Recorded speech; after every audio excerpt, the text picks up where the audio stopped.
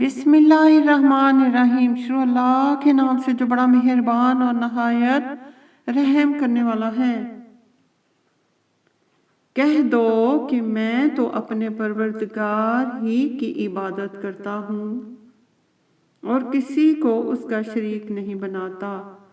یہ بھی کہہ دو کہ میں تمہارے حق میں نفع اور نقصان کا کچھ اختیار نہیں رکھتا۔ یہ بھی کہہ دو کہ خدا کے عذاب سے مجھے کوئی پناہ نہیں دے سکتا اور میں اس کے سوا کہیں جائے پناہ نہیں دیکھتا۔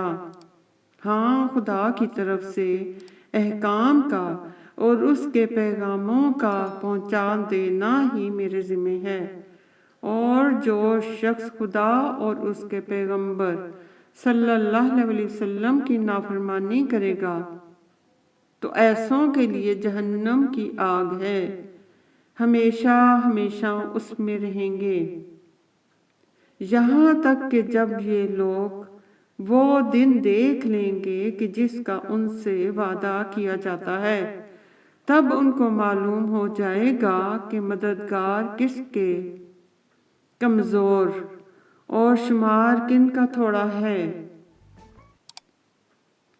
کہہ دو کہ جس دن کا تم سے وعدہ کیا جاتا ہے میں نہیں جانتا کہ وہ عنقریب آنے والا ہے یا میرے پروردگار نے اس کی مدت دراز کر دی ہے۔ وہی غیب کی باتیں جاننے والا ہے اور کسی پر اپنے غیب کو ظاہر نہیں کرتا۔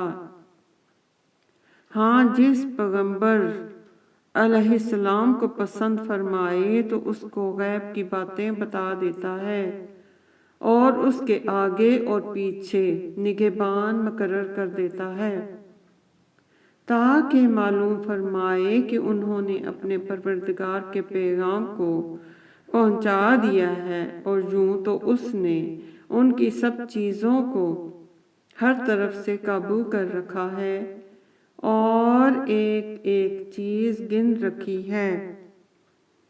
اللہ اکبر۔